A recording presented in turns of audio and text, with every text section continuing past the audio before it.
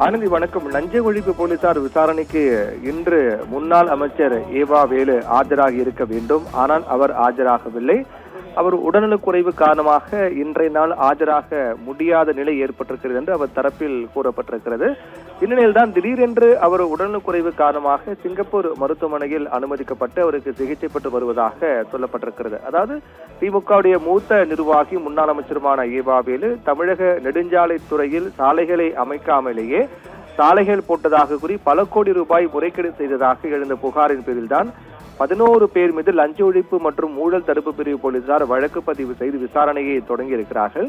அந்த வகையில் முன்னாள் அமைச்சர் ஏவா வேலுவின் வீடு, அலுவலகம் உள்ளிட்ட பல்வேறு இடங்களில் லஞ்ச ஒழிப்புத்துறை போலீசார் சோதனை நடத்தினார்கள்.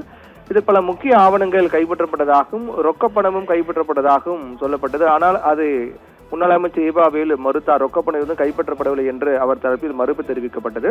இந்நிலையில் தான் விசாரணை சோதனை என்பது தீவிரமாக நடைபெற்ற நிலையில் இன்றைய நாள் அவர் லஞ்ச ஒழிப்பு துறை அலுவலகத்தில் ஆஜராக வேண்டும் என்று சம்மன் அனுப்பப்பட்டிருந்தது. அந்த சம்மனை ஏற்று இன்று அவர் நேரில் ஆஜராவார் என்று எதிர்பார்க்கப்பட்டது. ஆனால் அவர் நேரில் ஆஜராகவில்லை. அவருக்கு பதிலாக அவரது வழக்கறிஞர்கள் ஆஜரானார்கள். அப்போது ஏவா வேலு சார்பாக லஞ்ச ஒழிப்பு போலீசாரிடம் கடிதம் ஒன்றும் சமர்ப்பிக்கப்பட்டது. அந்த கடிதத்தில் உடல்நிலை பாதிப்பு காரணமாக சிங்கப்பூரில் உள்ள மருத்துவமனையில் சிகிச்சைக்காக அனுமதிக்கப்பட்டிருப்பதாகவும் இதன் காரணமாக தன்னால் விசாரணைக்கு ஆஜராக முடியவில்லை என்றும் அந்த கடிதத்தில் தெரிவிக்கப்பட்டிருக்கிறது.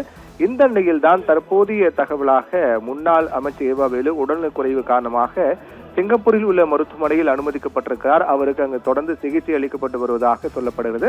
மேற்கொண்டு அவருடைய உடல்நிலைக்கு ஏற்பட்டிருக்கூடிய பாதிப்பு என்ன, அவருக்கு எந்த மாதிரியான சிகிச்சைகள் வழங்கப்பட்டு வருகிறது உள்ளிட்ட தகவல் எல்லாம் அடுத்தடுத்த கட்டங்களில் வெளியாகும் என்றும் எதிர்பார்க்கப்படுகிறது. தற்போது முதற்கட்ட தகவலாக சிங்கப்பூர் மருத்துவமனையில் முன்னாள் அமைச்சர் ஏவா வேலு அனுமதிக்கப்பட்டிருக்கிறார். அவருக்கு சிகிச்சை அளிக்கப்பட்டு வருகிறது. இதனால் அவர் லஞ்ச ஒழிப்புத்துறை அலுவலகத்தில் எப்போது ஆஜராவார் என்ற ஒரு கேள்வியும் எழுந்திருக்கின்றது.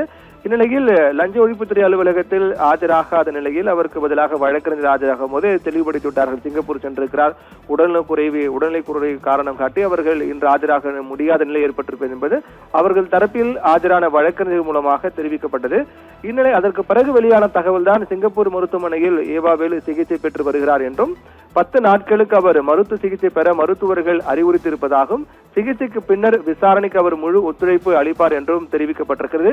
இதன் காரணமாக 10 நாட்கள் அவர் சிங்கப்பூர் மருத்துவமனையில் அனுமதிக்கப்பட்டு சிகிச்சை பெறுவதற்கான வாய்ப்பு அதிகமாக இருப்பதாகவே பார்க்கப்படுகிறது. அவர் அங்கு சிகிச்சை பெற்று அதற்கு பிறகு அவர் சென்னை தமிழகம் திரும்பக்கூடிய நிலையில் அதற்கு பிறகு 10 நாட்களுக்கு பிறகு அவர் லஞ்ச ஒழிப்புத்துறை அலுவலகத்தில் ஆஜராக வாய்ப்பு இருப்பதாக பார்க்கப்படுகின்றது. ஆனந்தி.